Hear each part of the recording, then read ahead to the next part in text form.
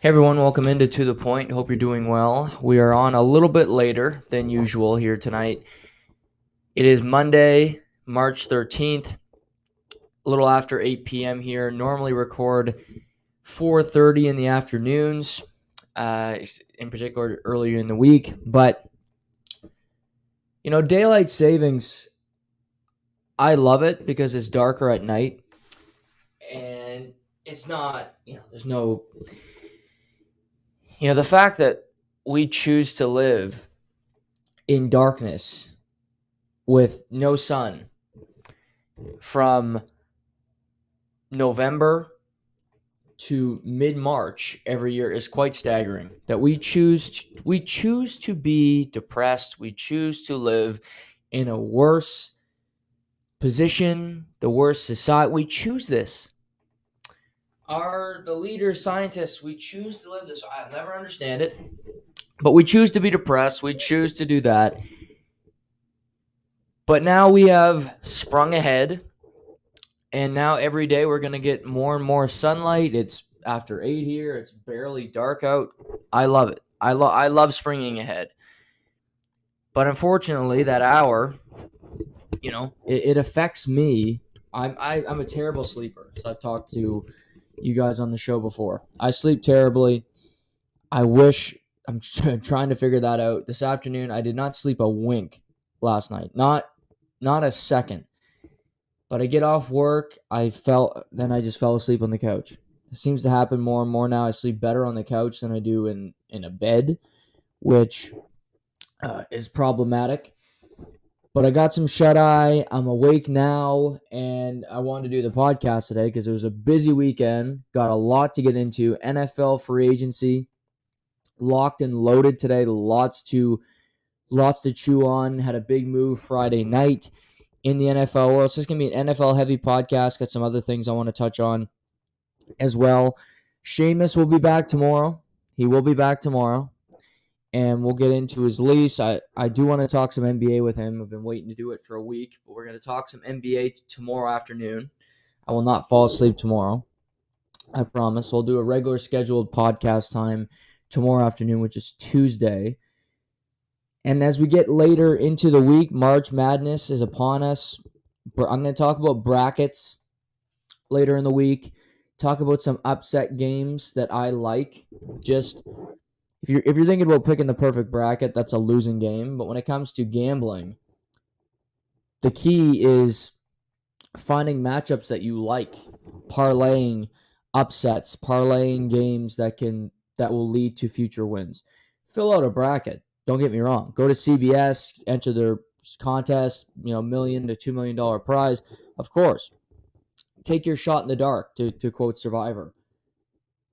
But the real way to win money during March Madness, the real way to have fun is to bet on individual games, to find teams that you like and kind of ride that wave, and in particular, find a heavy seed that you think can at least win one game. If they win one, maybe they keep going.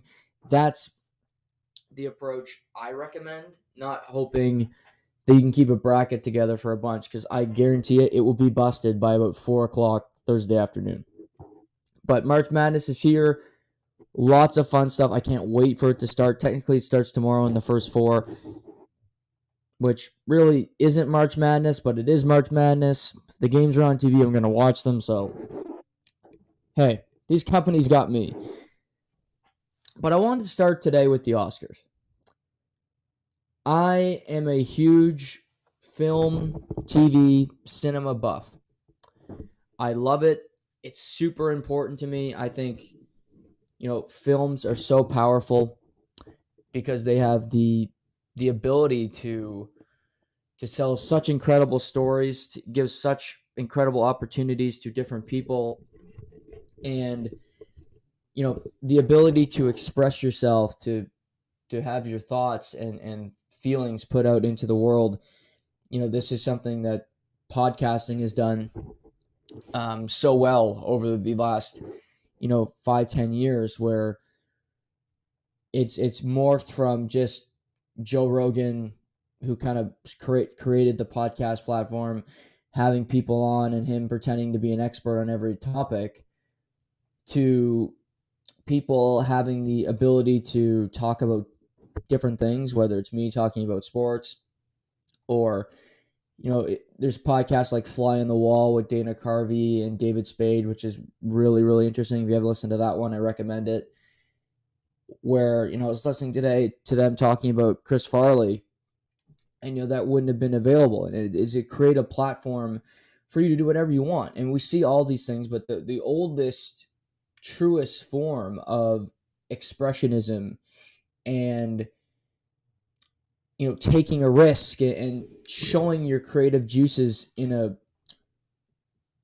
just a place that is truly for everybody to see is cinema.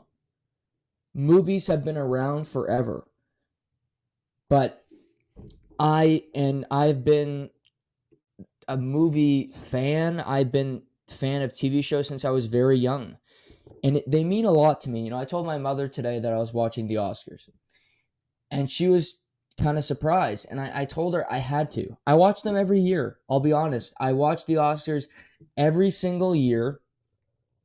I was watching live when Will Smith slapped Chris Rock, a year ago. I don't watch it to see what people are wearing. I could give a crap about that.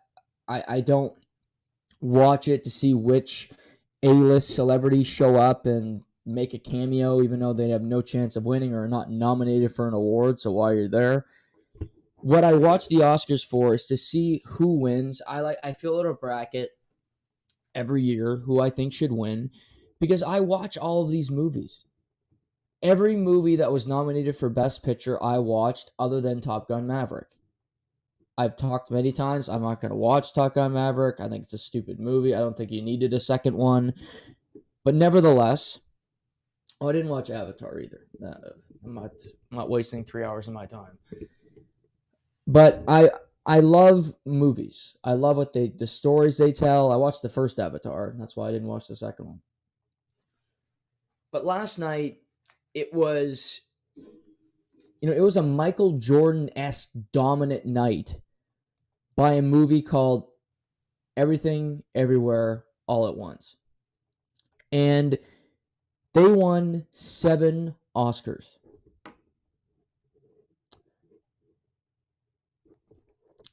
They had Ke-Huy Quan, who's an actor in a supporting role. They had Michelle Yeoh winning Best Actress, which I'm happy she won, but I will admit I wanted Michelle Williams to win that award. I wanted Michelle Williams to win that award for The Fabelmans. I thought she was so fantastic in that movie. That movie meant a lot to me just personally, in the way that it drew me in, and just, I thought it caught me on a personal level, and it just made me think about life and things, my childhood and things like that. But Everything, Everywhere, All at Once dominated the last night, and it deserved to. It deserved to dominate, because it truly was such a creative endeavor, such a complicated meta movie that truly took 2 times to watch to understand what was going on. I watched the movie twice. I watched it the first time. I said, I don't know about this movie. I watched it again a week later, and I said, okay, this is brilliant. You see different things.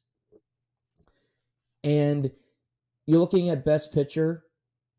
The Fabelmans was nominated. I love that movie. I would have been fine if they won. You had The Whale with Brendan Fraser, who won Best Actor.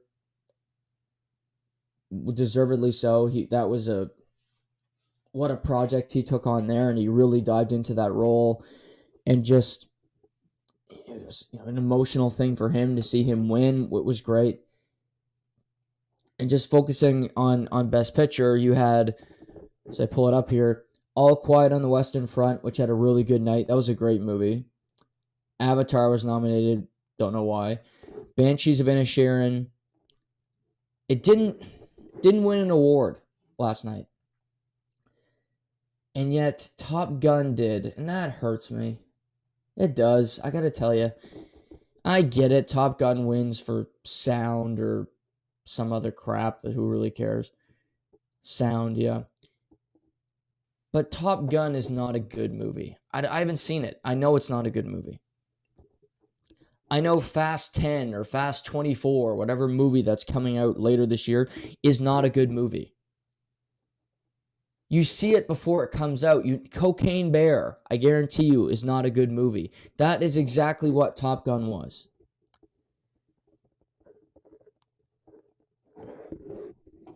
Elvis shouldn't have been nominated for Best Picture. Tom Hanks, one of his worst acting performances ever in that movie. Austin Butler, whatever. Crap. Fableman's Tar was very good. Triangle of Sadness was actually very good despite Woody Harrelson being in it. And Woman Talking was good too. But I thought the whole night was well done. There was no real controversies. Angela Bassett not winning the actress in a supporting role for Black Panther, that was a shocker.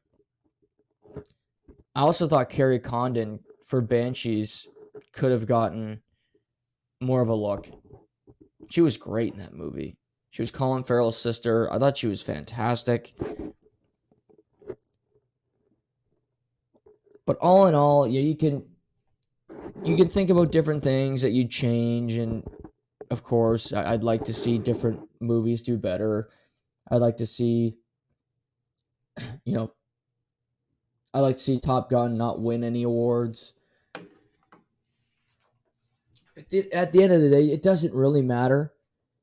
But the Oscars are important to me because film is important to me. And what I think this last night proved is, and Jimmy Kimmel touched on this, and I give him a ton of credit. And Tom Cruise is not there. And I have nothing against. I think Tom Cruise is a bit of a hypocrite myself, but nevertheless, he's gonna make the next Mission Impossible. I'm gonna watch that. I like Tom Cruise generally. This movie I had no interest in. I like all his Mission Impossible movies are fantastic. What he does with those movies, he's made about 7 of them, and honestly, only one of them is really bad.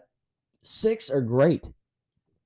Well done. The stunts, what they do in those. I'll watch it maybe in theaters. But the point about, was it April last year? Or was it coming into the summer? Whenever that movie came out, must have been summertime. I don't know. Was that Tom Cruise saved movies? That was the talk. That was the lore around Top Gun Maverick. And that is just so not true. And Jimmy Kimmel touched on this last night because Everything Everywhere All at Once was not in a movie theater. It was streamed. Banshees was not known for being in theaters. It was known for being on Amazon Prime. That's where I watched the movie. I watched Tar on Amazon Prime. Cate Blanchett wasn't about getting into a movie theater. Movies have pivoted from great movies being outside of movie theaters, and then just the movie, okay, you want to go see because your mom knows the leading actor and she thinks he's handsome. That's what you go see in theaters. Theaters are meant for Marvel movies and Fast 12. So crap. It's crap. It's a spinach casserole. People will eat it. You're not craving it, but you'll eat it because you're hungry. But nobody is going for seconds. Nobody is craving that meal again. Movie theaters are for families that will just go to see a crap movie and not want to think too much about what the movie was about. Different themes, different takeaways from it. That's what movie theaters are for now. Tom Cruise did not save movies because movies have been well above Tom Cruise's head for a long time. He's made action movies which have a place and they're fantastic, as I just mentioned. Just like Vin Diesel and his clan make their movies that make boatloads of money, and good for them. Rip off. But they make their movies. They're always terrible. They're always crazy. They always make no sense. But he does it, right? And at the end of the day, that's what movie theaters are for.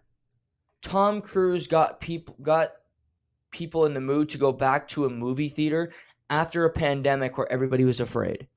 He got them to go back to what movie theaters provide. Animated movies, action movies with handsome men for housewives to go see. And mothers. And for fathers to go and say, oh, violence and this and that. Let's go see it, kids. Let's go to the theater to watch this movie. I watch a ton of cinema. I watch a ton of TV shows. I've been to a movie theater in 3.5 years. I don't have to. I can watch them on my computer for $4.99. It's in a better experience. And plus, every movie that's not in the theater is better than these movies that are in the theater. So Tom Cruise saved the action genre. He brought families back to the cinema. He did not save movies, because great movies have been made for a long time.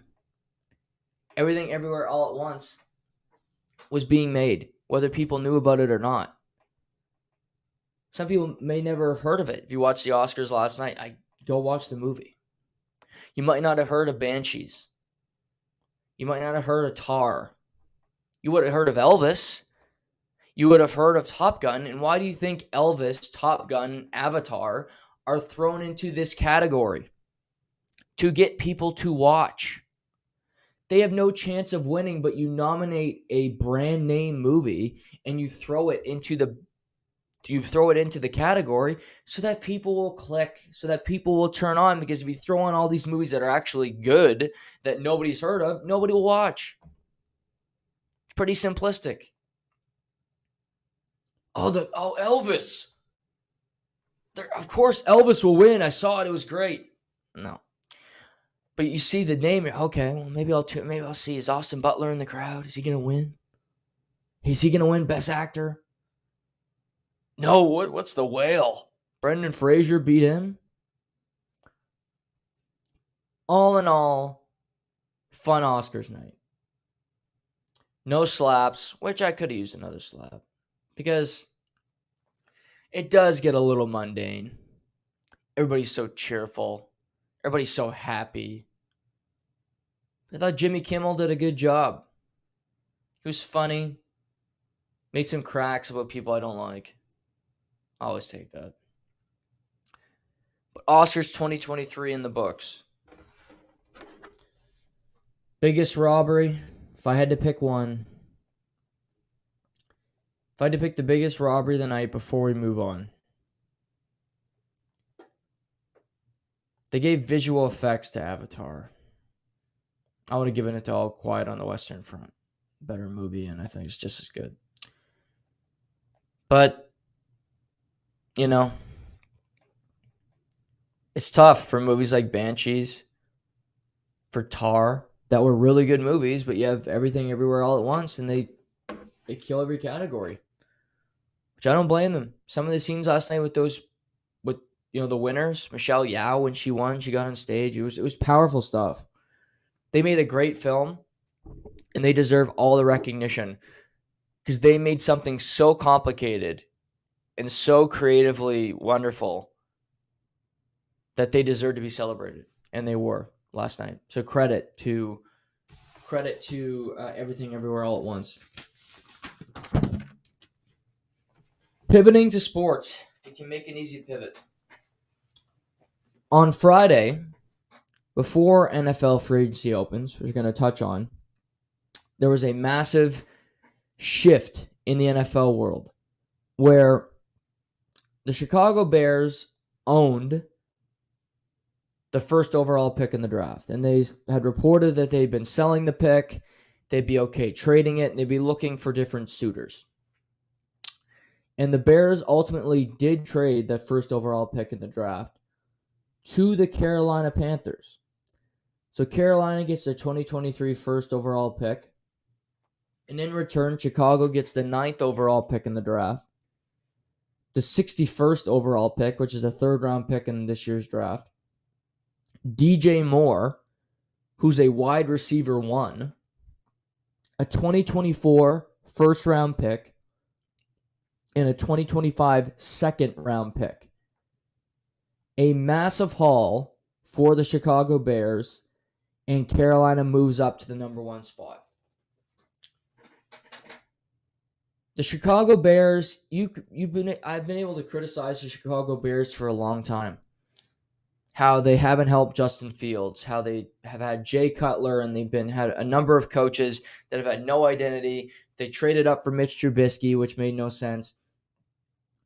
And they've been a joke for a long time. They haven't been competitive. Vikings, Bears, the Lions have been better than them, but they're trying to find an identity. They're trying to become relevant.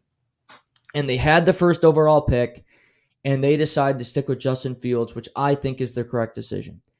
And what they did with that leverage, where there are 4 quarterbacks in the 2023 NFL draft that may go in the top 10.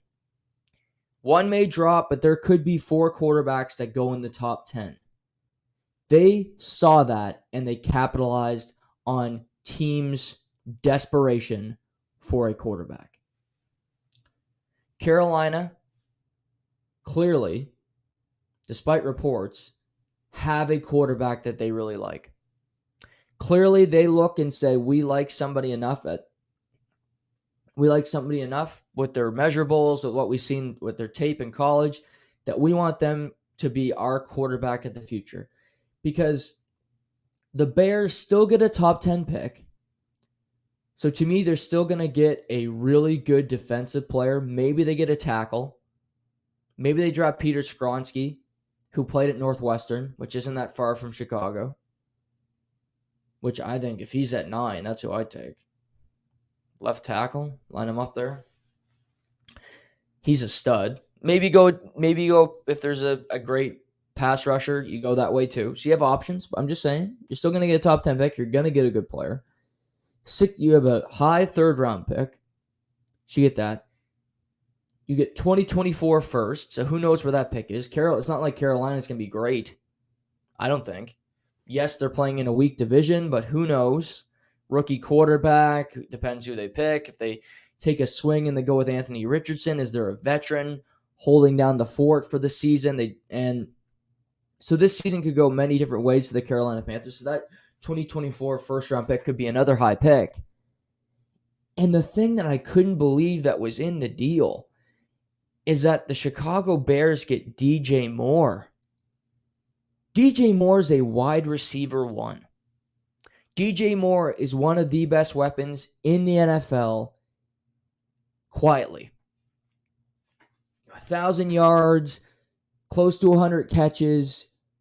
He can run the entire route tree. He's a stud. He's an absolute stud, DJ Moore. And he had his antics last year in a few games, but the dude can flat out play.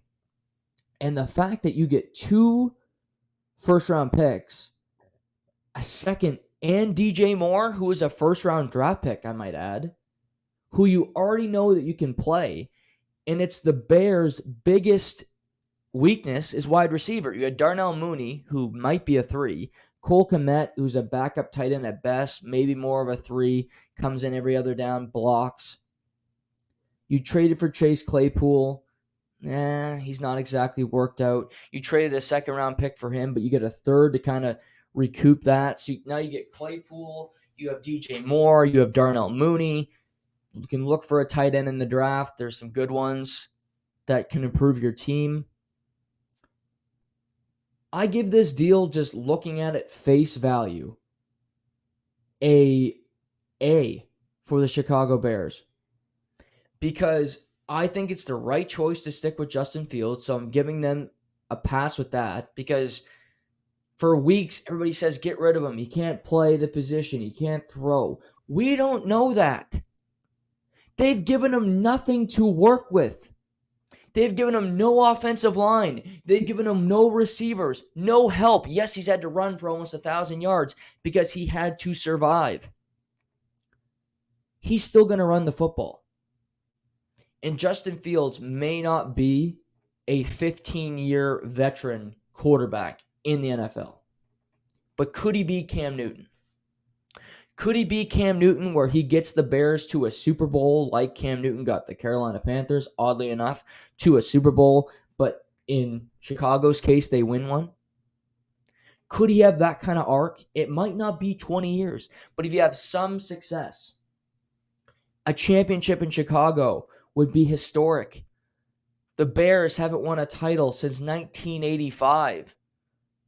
They haven't been to the Super Bowl since 2006, where they lost to Peyton Manning and the Indianapolis Colts.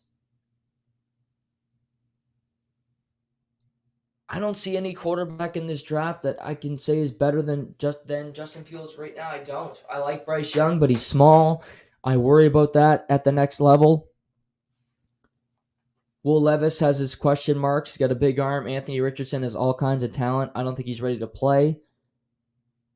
But to still get a pick in the top 10, to get another first, and to get DJ Moore to add to your biggest position of weakness, that is an absolute home run of a trade for the Chicago Bears. Because Ryan Poles saw what he could do, and to me, he might have got offers from other teams. Maybe he got offers from the Colts, who have the 4th pick. But to me, going down to 9, dropping a little bit more than maybe you would have liked, is worth it because you get DJ Moore in the trade.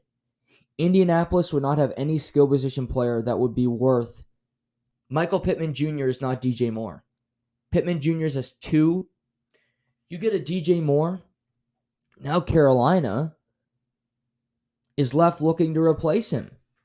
They traded Robbie Anderson. DJ Moore is off their roster. Their skill position talent, Christian McCaffrey, is off this team. They're completely rebuilding. And now I look at this from Carolina, who give up a ton to move up to number 1. And it's reported over the weekend that Carolina made the deal and they don't know who they're going to pick yet.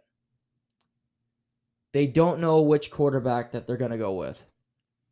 Well, that scares the hell out of me. Because you'd think you know. Don't you think, Alanis Morissette? Don't you think you'd know?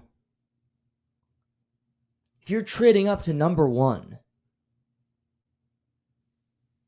and I'm curious to see what the Panthers do in free agency when it comes to quarterback. Because if they move all the way up, because they really like Anthony Richardson, who's got the most question marks but the most upside, he's not ready to play. Do you sign a veteran to play for this year while Anthony Richardson sits there and waits? If the Carolina Panthers sign a quarterback like Jacoby Brissett over the next 48 hours, I would lean towards them selecting Anthony Richardson with the first overall pick in the NFL draft. To me, that would signal that they're doing that because they want a stopgap. They want somebody that is competent, that they know they can play. He did a very good job with the Cleveland Browns last year. He was better than DW. You know what I mean by that? Not my father. He can play high-level football. He played better football than Deshaun. He gave them a better chance to win. So there's options there. I think that would signal to me that he's going to be their starting quarterback for the season. Anthony Richardson sits behind a good veteran and learns. There are other quarterbacks that could fit that mold, but I think Jacoby would be perfect. There's also the possibility they could trade. They could do that if they like multiple quarterbacks. I think you look at it. They got the first pick. Houston's got the second pick. Houston's going to take a quarterback. Houston's taking a quarterback at 2. Indy's at 4. To me, Indianapolis is taking a quarterback. So you can't drop down that far. I just find it hard to believe that they're going to trade that pick. by doing this and moving all the way up. You want to recoup some stuff. I get that. But you also want to get your guy. You don't want to miss out the quarterback that you really love. And if you could move down to 4 and you could still get the guy you like and Indy's not selecting him, then maybe it's worth it to recoup some draft capital and get some better players on your roster.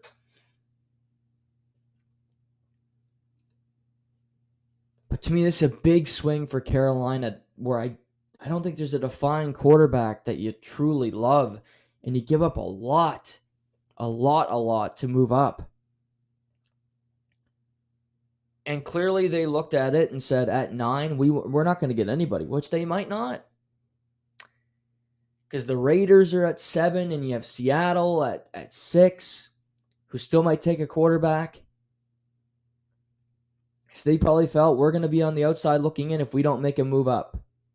And kudos to them. It's Frank Reich. It's going to be his first year as head coach. I don't think he wants to go veteran. Phillip Rivers, Matt Ryan, Carson Wentz. He did that in Indianapolis for years with the veteran quarterback, hoping to find success, and it never came. Clearly, he wants to get a rookie quarterback, develop him, and see what he can do with him. Which I understand completely when it comes to Frank Reich's prerogative there. Because why do something again if it didn't work the first time? As a head coach, it didn't work with all these veterans trying to come in.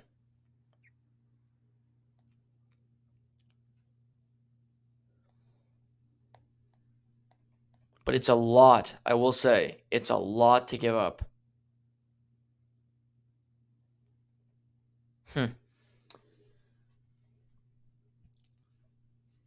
Kudos to both sides. Curious to see what Carolina does and what they do in free agency over the next couple days. There was also a trade yesterday afternoon. The Rams had reportedly been shopping, all-pro corner Jalen Ramsey for a number of weeks. The Rams had been making moves in free agency to shed salary to get underneath the salary cap. They cut Bobby Wagner to make him a free agent. They cut Leonard Floyd, who had been on that team for 3 years, Super Bowl champion. They had talks about potentially trading Matthew Stafford, but that's reportedly not going to happen anymore. But they're shedding people from their roster. And then they traded Jalen Ramsey, who was a huge pickup for them from Jacksonville at the time. And they sent Jalen Ramsey back to Miami, back to Florida, as the Rams traded Ramsey to the Miami Dolphins for backup tight end Hunter Long and a 2023 third-round draft pick. And the Dolphins basically got Jalen Ramsey for nothing. Because the Rams had to get him off the roster. And I think they wanted to accommodate Jalen Ramsey a little bit. I don't think he wanted to go to a market, to a team that wasn't going to win, to a cold climate, quite frankly. He's never played in one. LA, Jacksonville, now he's into Miami. And he goes to a team that is full of personalities. A cult of personality, if you will. You have Cheetah, Tyreek Hill, who's always got something to say, who is box office, all kinds of stuff. Jalen Waddle, who is growing more personality by the day. You have Javon Holland on defense, who's a Canadian, played at Oregon, who's a big trash talker, who's got a big chip on his shoulder. He's got lots going on. Xavier Howard, much maligned, but also talked about a lot as a corner. He'll pair himself with Jalen Ramsey. This Mike McDaniel even is an enigma in and of itself, just the way he talks, the way he dresses, presents himself. This Miami team is full of star players. They traded for Bradley Chubb. They traded for Jalen Ramsey. They traded for Tyreek Hill. They are stockpiling talent all over the roster. They made the playoffs last year. A successful season for the Dolphins, and they look around and say, we can do something in this division. We can compete. and you have great talent everywhere. And I like the move for the Dolphins because it cost you nothing to get an all-pro corner. I will never criticize you for getting better, getting a good player. But here's the rub. The Miami Dolphins can have Tyreek Hill. They can have Jalen Waddle. They can maybe keep Mike Gesicki in free agency. I doubt it, but maybe. You can get Jalen Ramsey and Xavier Howard, Javon Holland, and have all these big names. Be super interesting in South Beach, warm weather, palm trees. I'm all over. I love it. But at the end of the day, if you don't have a quarterback that can go on the field and play, it's moot.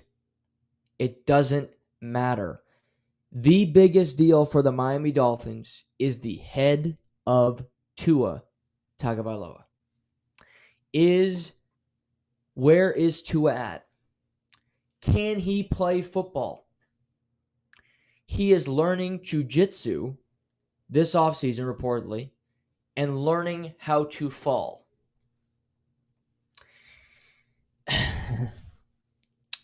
That's worrisome to me. He had 3 to 4 concussions in 1 year. He's had surgery on both of his hips already. He's 25. And the Dolphins are all in on Tua. Because as I mentioned on Friday with Matt Wright, they picked up his 5th-year option, which is the 2024 season, making that salary fully guaranteed no matter what happens this season. Mike McDaniel believes in Tua. This team believes in Tua. They said no to Tom Brady to keep Tua on this roster. And to their credit, when Tua is healthy, he plays great. He knows the system. He plays it extremely well. But the health thing is so important. And you're hedging your whole season on him being healthy. And that's a scary bet to make. It's not a bet that I would be comfortable making because I don't trust that he's going to be healthy. I don't trust that he's not going to get a concussion in week 8 that could keep him out for the rest of the year. If you're a Dolphins fan, I think you're excitedly optimistic. I don't know if anybody's ever said it that way, but I'll trademark it. You're excitedly optimistic. Because you're excited because your roster is loaded. Loaded.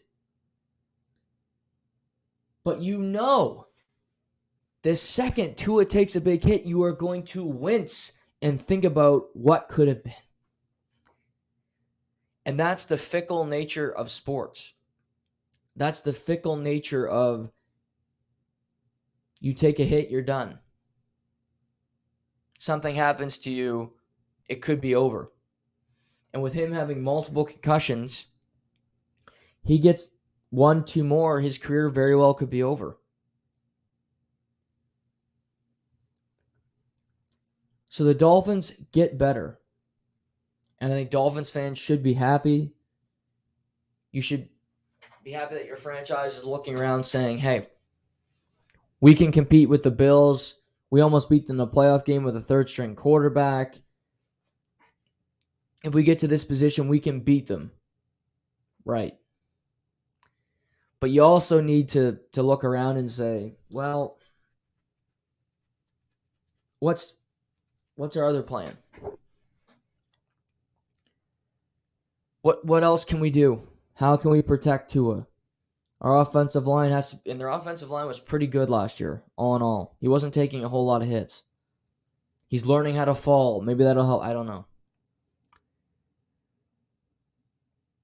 But it's truly based on that position. Because you can win in other sports if you don't have an elite. You don't have a true number 1 center in the NHL, you can win. Evgeny Kuznetsov was the best center on the 2018 Washington Capitals. Before the cup run in St. Louis, was Ryan O'Reilly regarded as a number one center in the NHL? Not really. Okay, Crosby, yes, of course, yeah. He's there. But you look at teams, not everybody's got a number one center that you go, wow, that's an impressive. Think of Tampa. Was Braden Point regarded as such when they went on their cup run? Was Braden Point regarded as a number one center? Probably not. He's too small. He's not fast enough. He's got all these things, and he had to prove it. But when they won the first cup, he had no popularity. He had nothing, no gravitas about him, and then he pulled it out, and he shows how good he is. But it's just showing you might not need a number one center. You don't always need an excellent goaltender. You need good goaltending, but you don't need Vash. It helps when you got the best goalie in the world for Tampa, but it doesn't always work that way. Darcy Kemper won a Stanley Cup last year.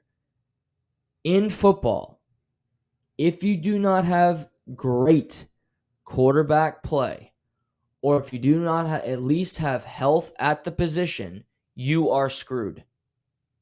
You are playing checkers, not chess. You are boxing with one arm tied behind your back.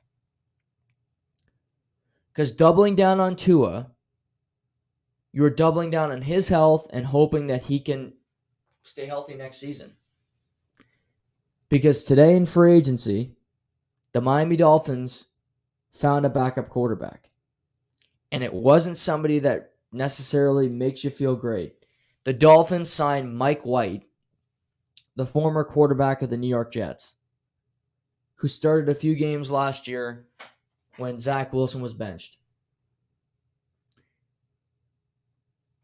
But Mike White is, a journeyman. He can come in and start a game if you need him to, but Mike White's not an elite quarterback. He's not a starting quarterback. He's a stopgap guy.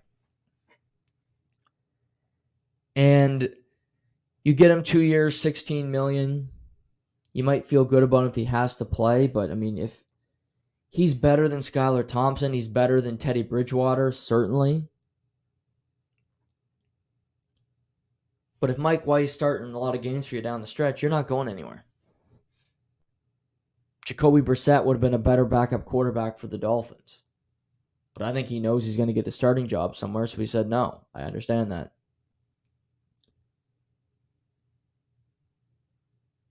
It's tricky. It's a tricky situation for the Dolphins. I would have tried to bring Tom Brady in. Because I don't trust the health status if you got a team that can win. There had to have been another swing to make, but they're doubling down. And Mike McDaniel and Chris Greer will live and die by this decision. If they rely on a quarterback that is constantly injured and they can't win, they'll both be fired. Mike McDaniel's entering his second season. His first season was a success. Made the playoffs. Something that doesn't happen in Miami all that often. But that 1 year when when fans taste a little bit of success, they want more. Fans are like fentanyl addicts.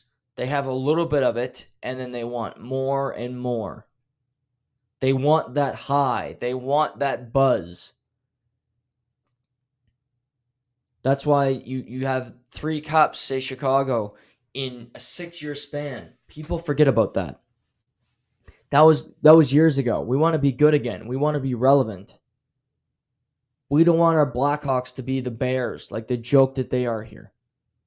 Turn it around. And that's the fight where once fans have that success, they want more and more of it. No fan will ever accept losing, will ever accept the fact that you're not any good because they want to get back. They want to get back to that high that they had before. And Dolphins fans can be cruel people. And if it doesn't work out, before you know it, Mike McDaniel will be on the hot seat. He can be loved now, but it doesn't take long for that mood to shift. And before you know it, you are not that likable of a figure anymore. Today, NFL free agency opened. Technically, it only opens Wednesday, but teams can start making deals. They can be announced Wednesday, the tampering period. And multiple moves happened today, multiple big things to talk about. And let's start with a quarterback coming off the board, one that does not surprise me. To me, this was signed, sealed, and delivered for a number of weeks, and we were just waiting for this to be announced. And that is that friend of the podcast, porn star Jimmy Garoppolo, signed a 3-year, $67.5 million deal with the Las Vegas Raiders with $34 million guaranteed. So I just felt Josh McDaniels, the head coach in Vegas. Jimmy Garoppolo was under him for many seasons in New England. They had a good rapport. They liked each other a lot. And they both go to somewhere where they feel secure. Jimmy joins an offense that he knows. He gets to live in another warm climate. You get Jimmy Garoppolo in Vegas. He gets a 3-year deal, so he gets some security, which is a little puzzling to me because he's a quarterback that's constantly injured. He can't play a full season. But he's won 18 of his last 22 starts. He is a winner. He needs a great team around him to win, which Vegas is an interesting spot. Josh McDaniels is entering year 2. They signed Chandler Jones, who'll be entering his second season. Devontae Adams was traded for last offseason. He's in year 2. Max Crosby was signed to a long-term extension. He's a stud, all-pro. Should have been. Don't know why he wasn't. He's such a good player. Darren Waller's still on the team as of now. Hunter Renfrow. So up front, you have some great skill position players. It's just Derek Carr had a really poor season last year. Wasn't a great fit with Josh McDaniels. Now porn star Jimmy comes in. So he does have pieces to work with. They franchise tag Josh Jacobs, so he'll be returning. They got some tools in Vegas. But signing Jimmy Garoppolo is signing a quarterback for half a season because he gets injured every year. It just happens. He's going to miss time. It's a guarantee. He got hurt in New England when he came in to replace Tom Brady when Brady was suspended for Deflategate. His second start, he was hurt. Jacoby Brissett had to come in. That's where Jacoby Brissett really entered the scene. So when you get Jimmy Garoppolo, you are getting a quarterback that will give you a good chance to win, that will play high-level quarterback to an extent. He'll make his one throw a game that you look at and say, what the hell were you thinking? But he's not a bad quarterback. He's a good team person. I think everybody likes Jimmy Garoppolo. He's obviously handsome. That doesn't hurt. And he's a good face of the franchise because of all the things I just said. But when you get a player like him, he's missed at least 6 games the last 3 years of his NFL career. That's almost half a season. He came in relief of Trey Lance this year. He broke his foot. He missed the rest of the year. That's when you see Brock Purdy emerge. So he's been a guy that's gotten to NFC Championship game. He's gotten to a Super Bowl. So he's had a lot of success. He nearly replaced Tom Brady in New England, but Bob Kraft didn't allow it, and they traded him to San Francisco. To me, when you sign Jimmy Garoppolo, there needs to be another move, and what I think for Vegas, what it might be, is they got the 7th pick in the draft. You go get Jimmy. He's your quote-unquote quarterback of the future, but I think Vegas is going to draft one as well. Because Jimmy's in his 30s. He's injury prone. You give him $34 million guarantee, but you're not paying him a crazy amount of money where in a year and a half, if you want to get off of it, it's not going to kill your franchise. The dead money is not going to crush you.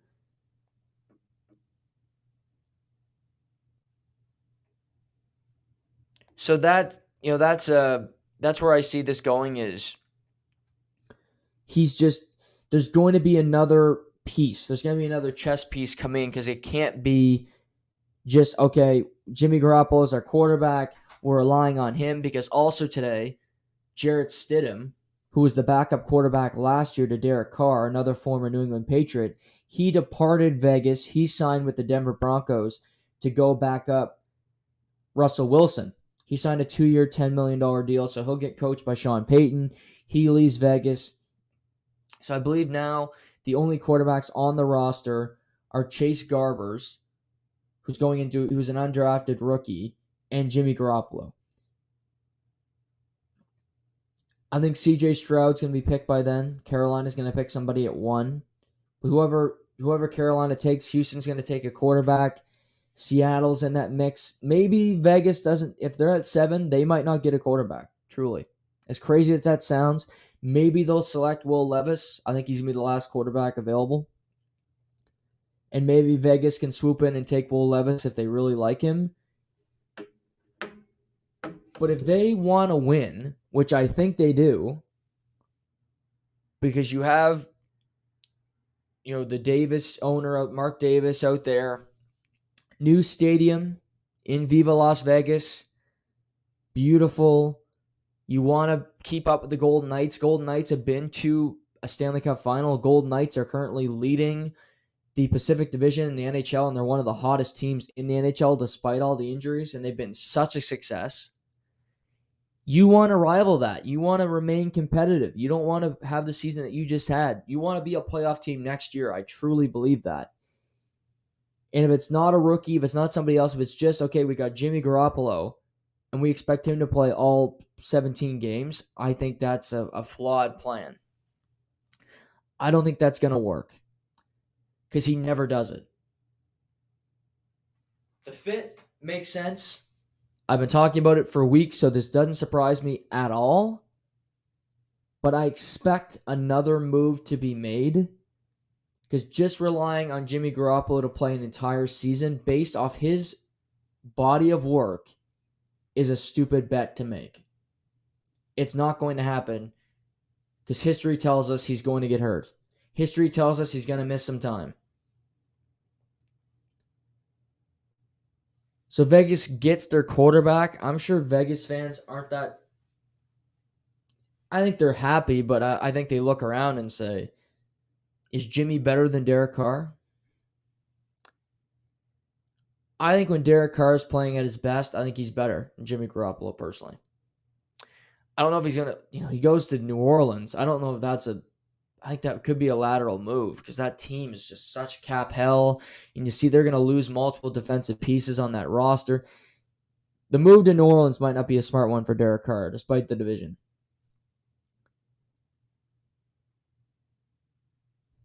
But for Jimmy Garoppolo, he plays the position differently. You need to use your weapons around you better. But there's no Deebo Samuel on Vegas that can run the football. Josh Jacobs will be used. You can use Hunter Renfrow more, Darren Waller if he can stay healthy, and obviously Devontae Adams is a difference maker. But I don't know how excited the Raiders are that Jimmy Garoppolo is their quarterback, just Raiders fans. Because I don't think he can win you a Super Bowl. San Francisco today lost Jimmy Garoppolo, which they knew was going to happen. But in true San Francisco fashion, they added to their strength. San Francisco's strength on their roster is their defense. Nick Bosa, Fred Warner, Hufanga. That team is loaded with great defensive players. Eric Armstead. And today they went out and took the former Philly defensive tackle, Javon Hargrave, who has had such a productive season for the Eagles. He tested for agency, and San Francisco gives him a 4-year, $84 million deal to get into the interior of that defensive line. So you have Hargrave, you have Nick Bosa, you have Armstead, and San Francisco's pass rush gets better. They're in the NFC Championship game. They lose to Philly, and they take one of the big pieces away from Philadelphia. This is a big loss for the Eagles because the Eagles kept Brandon Graham, but Brandon Graham's in his late 30s. He's not as good as Javon Hargrave. So you lose a key piece. San Francisco is a competitor in the NFC who always are. Get better. So I applaud that management group, Kyle Shanahan and John Lynch for looking around saying, how can we get better? And to their credit, I think they could look at offensive line. That's something they need to improve. Corner is a weakness, but that team is so loaded.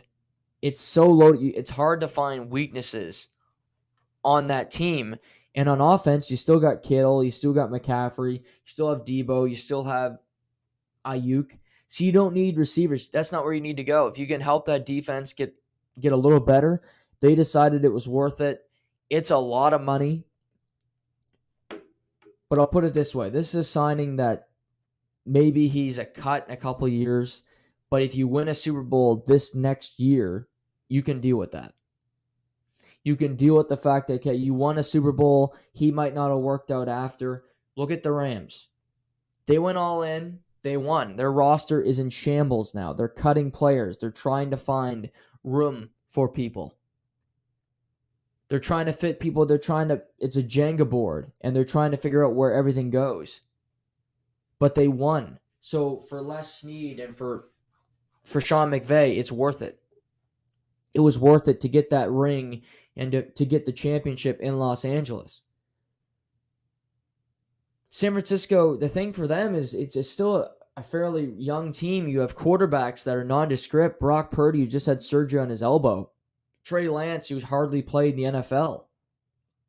And San Francisco adds Javon Hargrave to their defense, and they made a quiet move at quarterback. They signed Sam Darnold, the former Jet and the former Carolina Panther, to a one-year deal today. A very low-risk move. So now you have Trey Lance, third overall pick, Sam Darnold, former third overall pick, and Brock Purdy, who just had surgery on his elbow, and he could miss time to start the season because I think it's a fairly tricky surgery. So Sam Darnold might be brought in as insurance, the backup quarterback to Trey Lance when the year starts. Brock Purdy can come back, and then there's a competition. For San Francisco, again, this is a one-year deal, low risk. I love the way they team build. John Lynch came out of the booth to join a front office, and he's done a great job. He's been to 3 Super Bowl, 3 NFC championship games. The biggest complaint I can have about John Lynch and the way he's done business is he's looked at the quarterback position and hasn't done anything big with it.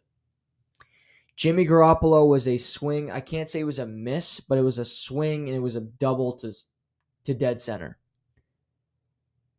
Trey Lance, you traded up all those picks. He has not been. He's been a swing and a miss. Maybe he finds it this season, but we haven't seen anything to prove that he can play.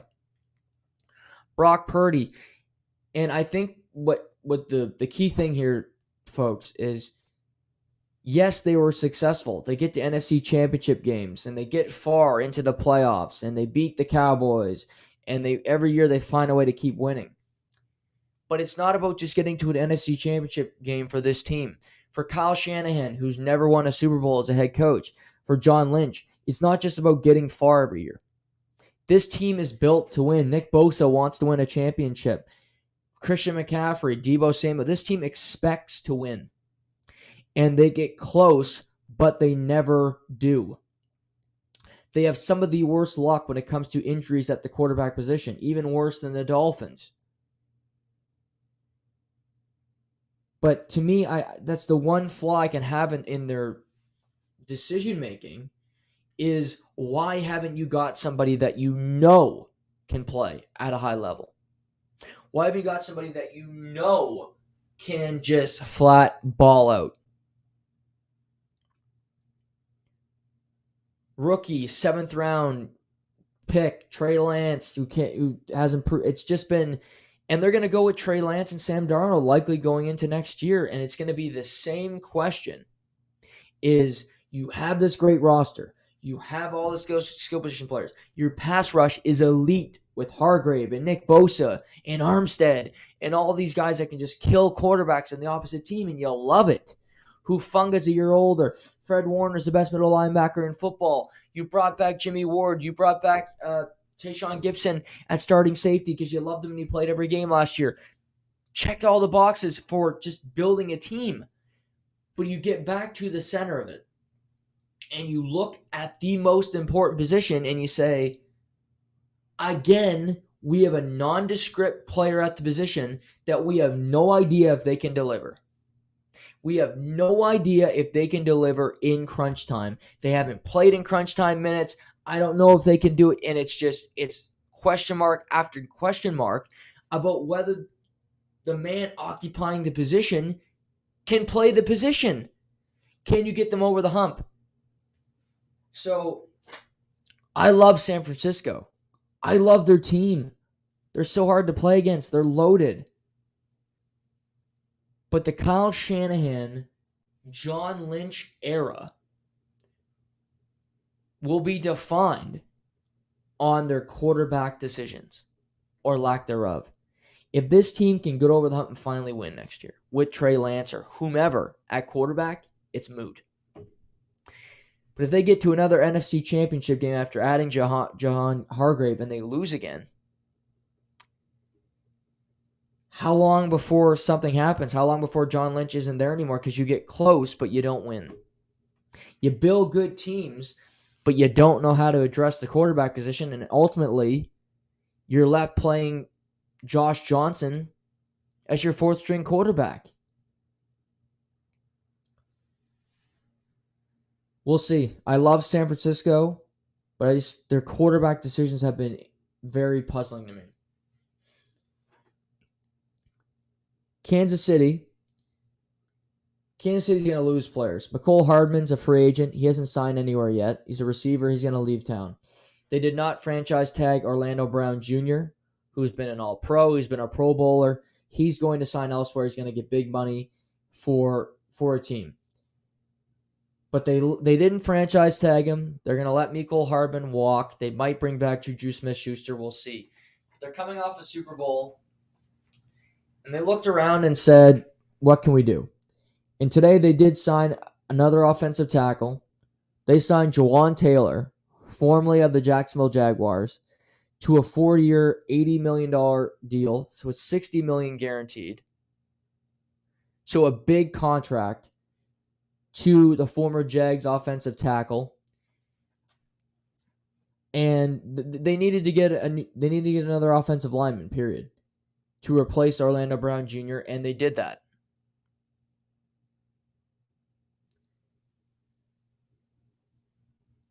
Kansas City they move in silence. You would have thought they would have franchise tagged Orlando Brown Jr., but they clearly thought they could replace the position. And I'm not going to question Brett Veach and Andy Reid because they know what they're doing. They had a rebuilding year. They won the Super Bowl. Jawan Taylor had a great year in Jacksonville. He leaves a good team and he goes to another really good team. What I like about this signing is Jawan Taylor was in a winning environment and he's going to another winning environment. Tackles, the New England guys, they normally, if they leave New England, if they're still young, they are fairly successful because they were competitive in New England. They're used to winning. They're used to that level of competition. Nate Solder notwithstanding. You look at Joe Thuney. He went from New England to Kansas City. It's been flawless. Seamless transition. He's been so good for them, protecting Patrick Mahomes, and he's only played on good teams his entire career. And he continues to do it here. But Jawan Taylor moves from a good team with the Jags last year, a great story. He goes to the Super Bowl champions in Kansas City. The Bears. Talked about them earlier with the trade. They've made other moves. They certainly have made other moves today. The Chicago Bears went out and signed Tremaine Edmonds, one of the best linebackers on the market, formerly of the Buffalo Bills, to a 4-year, $72 million deal, $50 million guaranteed. One of the biggest linebacker deals in NFL history. So he joins the Bears defense. They also added Jack Sanborn, who is another guy that has been very good in the NFL. So Jack Sanborn is added there. And they added Nate Davis, a former offensive lineman from the Tennessee Titans. So the Bears they have the most money, and they're spending it. They got DJ Moore. They get more picks in the draft. They get Tremaine Edmonds. They get Nate Davis, Jack Sanborn, TJ Edwards. They are adding players to their roster and trying to be competitive. They're trying to be the Jags of last year, where the Jags spent all kinds of money and they won the division and made the playoffs. Can the Bears be competitive? If Aaron Rodgers decides to leave the Jets, so it decides to lead the Packers, can they compete in that division? Maybe. If they get a team good enough. Minnesota had a great year. They're going to drop back a little bit. We'll see what happens. But I credit the Bears for being aggressive and trying to be competitive. Tremaine Edmonds is truly one of the best linebackers in the NFL. Matt Milano, Buffalo decided to keep him. Smaller money. He's never quite as durable, I will say that. But the Bears add Tremaine Edmonds, and I like the deal a lot. He's a baller. He can flat out play. He's in the box. He can cover you in space. Tremaine Edmonds is a great piece for the Chicago Bears. They got rid of Roquan Smith, but they're paying Tremaine Edmonds less per year. They also added Jack Sanborn to their linebacking core. So they make a couple additions with that salary to Roquan Smith.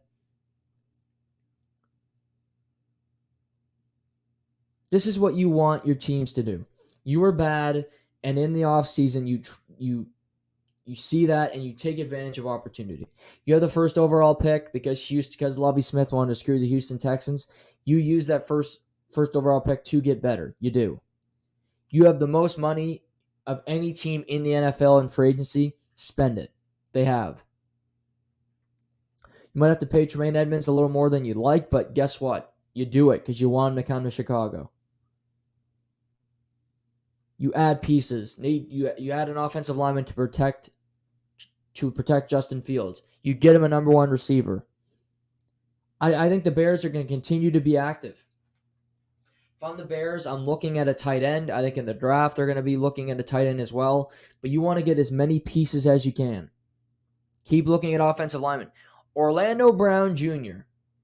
is out there. He has not been signed yet. I mentioned Kansas City did not franchise tag him. He's been a Pro Bowl. He's been an All-Pro the last 2 years. So the dude can play. He's a big name that could go to a good team that's trying to compete, or he could go to a team that is struggling in the last number of years that are looking to add a great piece to their team. The Bears could spend the money to go get him. Be tougher now with spending the money on these couple guys, but they still have money. They could make it work. I wonder where he goes. Orlando Brown Jr. Possibly Atlanta. I think Atlanta could be a team that's in play for him. Those teams in the South, Carolina could definitely sign him to their offensive line and help protect their quarterback in the future. That would make a whole lot of sense.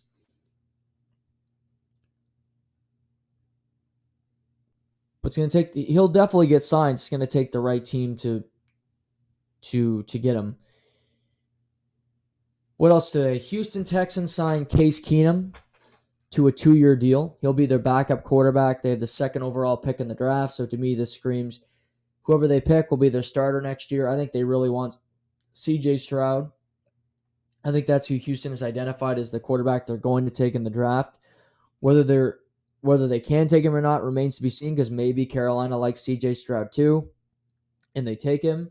But I think if C.J. Stroud's on the board with the second pick in the draft, that's who Houston is going to take. And I think Case Keenum, he's been in Houston before. This is his second stint with the team. perfect backup, great veteran, go in there. He won't try to, there's no threat. He could be a great teammate and do his thing. 2-year deal for Case Keenum to Houston. Smart business. The Patriots. Patriots haven't done anything in free agency yet, but there's still the writer and I talked last week about how Jacoby Myers was the best receiver available in free agency. He has not been signed by a team yet. He will. Does he go back to New England? They created some money today. They traded Johnny Smith, who they signed a couple years ago. He was traded to the Atlanta Falcons for a 7th rounder. So basically, it gets salary off the roster, gives them some flexibility to go out there and sign some players. They keep Hunter Henry on the roster. They need receivers. It's not a deep receiver draft. It's a good tight end draft, so maybe they could replace Johnny Smith in the draft at tight end. You look at Dalton Kincaid and the great tight end from another great Iowa tight end in this draft. And so there's a number of guys. So Johnny Smith goes to Atlanta. He'll pair at tight end with Kyle Pitts. So 2 guys that do very different things. Kyle Pitts is not much of a blocker, so Johnny Smith will come in and play those snaps. And also the Falcons re-signed Charlie Lindstrom, giving him the highest paid guard deal in the history of the NFL, which, a big ticket, certainly. A big ticket. But hey, offensive linemen, they're hard to come by. If you have a good one, you don't want to let them walk away. So, fun stuff. I'm curious to see what New England does because they always want to spend money. Well, they always say they want to spend money, but they never spend money. But can they find some diamonds in the rough? Can they find some good players? So, we'll see. Any other news here? Jason Kelce, brother of Travis, the great future Hall of Fame center of the Philadelphia Eagles, announced today that he'll be returning for his 13th NFL season. He'll be playing in Philadelphia. So Jason Kelce's not retiring. He will be playing again next season. Austin Eckler, their running back for the Los Angeles Chargers, he and the team were looking to have an extension. Did not go well, so the team has granted him permission to seek a trade, to go elsewhere around the league and get a contract. I think he only had $6 million left in guaranteed money on that deal. Not great talk, so he'll likely be leaving the Los Angeles Chargers. So Austin Eckler could be leaving, but right now the biggest dominoes are Aaron Rodgers for sure. He's still deciding what he wants to do. I'm going to say by the time I do the show tomorrow at 4:30, Aaron Rodgers will be a New York Jet. The deal will be done. It'll be official. Tomorrow's Tuesday, so he goes on Pat McAfee, so maybe he announces it when he's on Pat McAfee. I could see that happening. So I think Aaron Rodgers will be a New York Jet by the time I do my show tomorrow. But it's not official yet. Odell Beckham Jr. is out there. He did a workout for teams this weekend. Reportedly, he looked great. I think New England is going to be looking at Odell Beckham Jr. as a receiver option, and he is the best receiver available if he's healthy. He's better than Jacoby Myers, but again, the health with him, he's had multiple ACL injuries, and just how durable can he be? That's the biggest question with him. It's not about his talent. We saw that he could play for a winning team in Los Angeles. Does he want to go back to the Giants? They just signed Daniel Jones. They need receivers desperately. The Giants need to get receivers for Daniel Jones. They did not add anybody yet in free agency. OBJ would be a big splash if he went back to the New York Giants where it all started. I don't think that's off the table. I think New England's going to try to throw some money at Odell Beckham Jr. because they need somebody. They need a great receiver on the outside. Just Orlando Brown Jr. He's a big player to me because he's a guy that can. That's how you win at the offensive line. You protect your quarterback.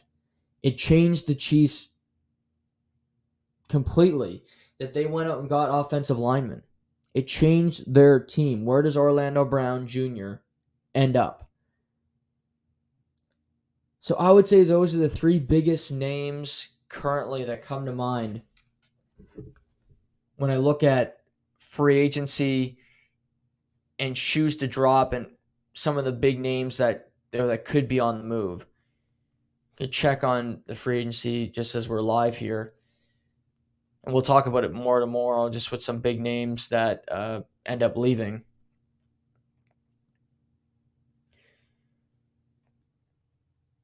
The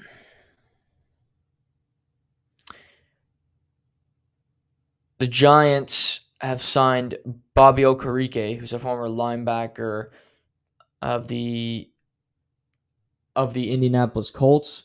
To their credit, that was one of the biggest weaknesses on the Giants last year was linebacker. They couldn't tackle. They were slow, so Okereke is an addition. Patrick Peterson, former All-Pro corner with Arizona Cardinals. He was then with Minnesota last couple of years. He signed a 2-year deal with the Pittsburgh Steelers today. So the Steelers, that's a little bit surprising. He's not what he used to be, for sure.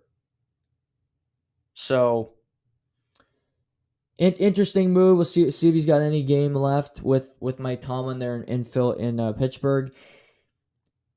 Rap sheet. This is Ian Rappaport. Hashtag Packers. Aaron Rodgers has not informed either team of where he wants to go. So he's still doing this cat and mouse thing. And I'll tell you, if the Jets don't land Aaron Rodgers, I don't know what they're going to do. I really don't. Because Zach Wilson's still on that roster. But they can't go to Zach Wilson to start next year if they can't get Aaron Rodgers. Because he knows they tried to get rid of him. We know that he can't play. Mike White is gone. They're going to start Chris Streveler. He's on a futures contract currently. Is Chris Streveler going to be the answer if Aaron Rodgers does not end up a New York Jet? Jimmy Garoppolo is in Vegas.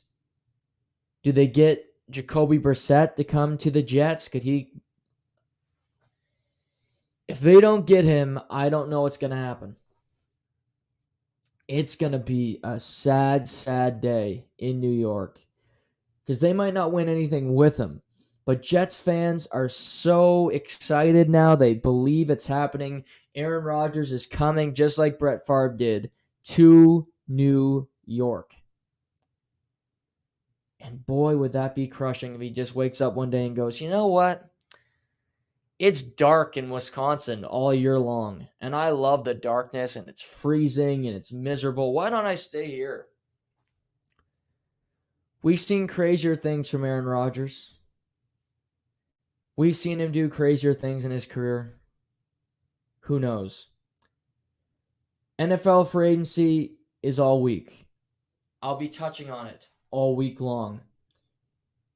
Tomorrow we'll talk about any other moves with Aaron Rodgers. If that shoe drops, any other big names happen, some of these names I just talked about get off the board, we'll touch on all of it. There's also the possibility of, extensions. Joe Burrow, Justin Herbert. These guys can sign long-term extensions with the team anytime now. Does Joe Burrow get over $230 million guaranteed? Does he get the Deshaun Watson deal? Lamar Jackson didn't get in Baltimore. Well, one of the cheapest owners in football in Cincinnati, will he give it to Joe Burrow? Does Joe Burrow want that kind of money? What kind of extension does Justin Herbert get? Hasn't made the playoffs once, lost his only playoff game. New offensive coordinator. Do they feel the need to sign him right now? So teams can do that anytime now too. Those deals can happen at any point. Austin Eckler could be on the move, so he could be leaving that offense. They had to restructure contracts of Joey Bosa and Khalil Mack and Keenan Allen, Mike Williams. Create some cap space to try to be competitive there in Los Angeles to keep pace with the Chiefs. Interesting stuff.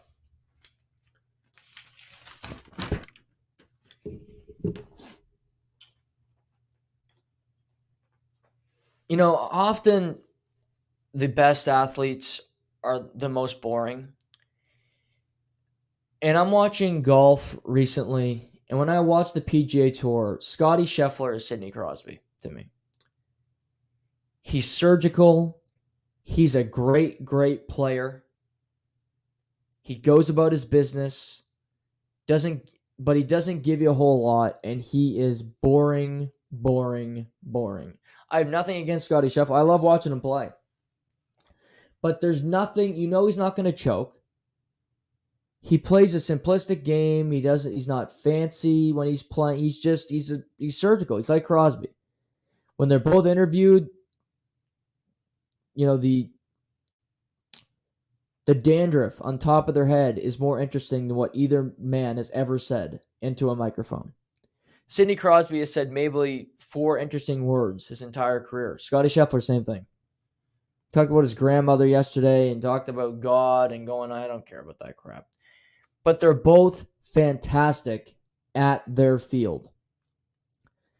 This weekend at the Players' Championship, one of the toughest courses in the game, the 5th major, Scottie Scheffler won the event by 5 strokes.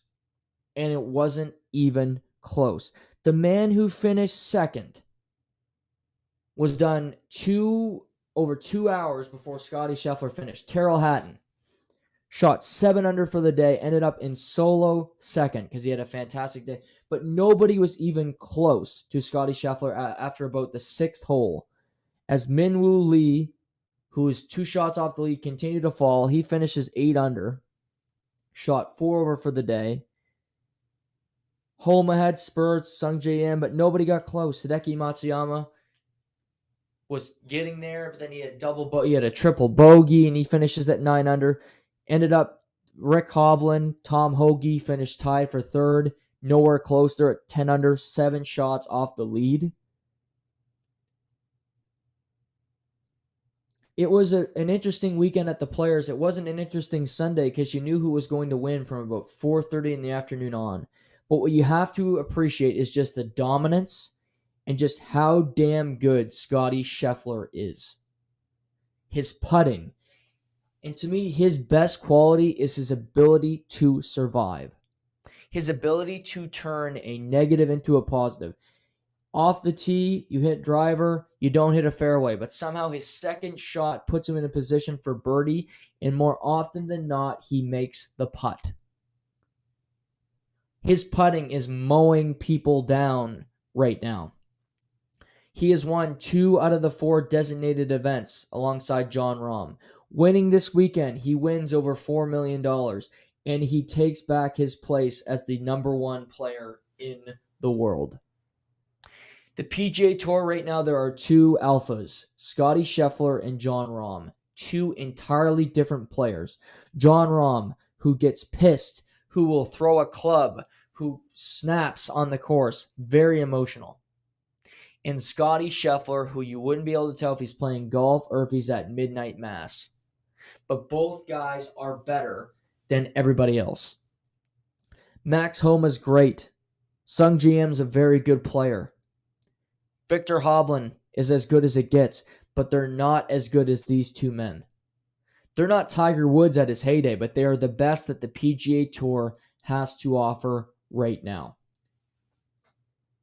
The big players will take a week off this week with the Valspar small tournament. They'll be back for the match play, but before you know it, in 3 weeks' time, we will be hearing Jim Nantz say, "Hello, friends." It'll be time for the Masters on April 6th. April 6th in Augusta, Georgia. It'll be Masters season. To me, Scottie Scheffler should be the betting favorite going in. He won the event last year. You're going to have live guys. There'll be all these different storylines. But Scottie Scheffler, I don't care about Cam Smith and the fact that, guess what, Cam Smith? You're not the best player in the world because you left the best tour in the world. Clearly, you didn't want to compete against the best week in, week out because you went to some Saudi tour so you can play in teams and do some rinky-dink tournament on the CW. Scottie Scheffler will enter the Masters as the betting favorite, and he should be. Because Jon Rahm and Scottie Scheffler are the best golfers in the world. The Players' Championship on that 17th green, fantastic theater. 3 hole-in-ones this weekend there. 3 aces. Fun stuff. Wasn't a fun Sunday because it was really anticlimactic. But Scottie Scheffler is just a magician with what he does on a golf course. So credit to him and what he's accomplished over the last year is truly, he's only 26. He looks 46. He's 2 years older than me. I can't believe it.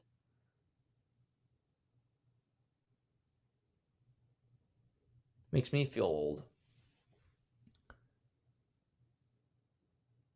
I talk hockey tomorrow. I'm not going to wrap up talking about hockey. I could talk about the Kachucks and how good they're playing. And how both their teams are going to miss the playoffs, which is a sad state of affairs because both of them are balling out. I could talk about Andrei Kuzmenko and how good he is in Vancouver, but nobody cares. Jonathan Quick has worked out great in Vegas. So far, Vegas is on a heater. Best team in the Pacific. Talk about Mitch Marner playing fantastic. There's a Leaf game going on currently. I'm going to go home and watch that game, taped it. So I'll watch that game and talk about that tomorrow with Seamus. NBA stuff tomorrow with Seamus. I'm going to ask Seamus, who's his favorite team to watch in the NHL minus his favorite team, the Leafs? I know my answer because I don't have a favorite team, but I do have a favorite team to watch. Save that for you all tomorrow.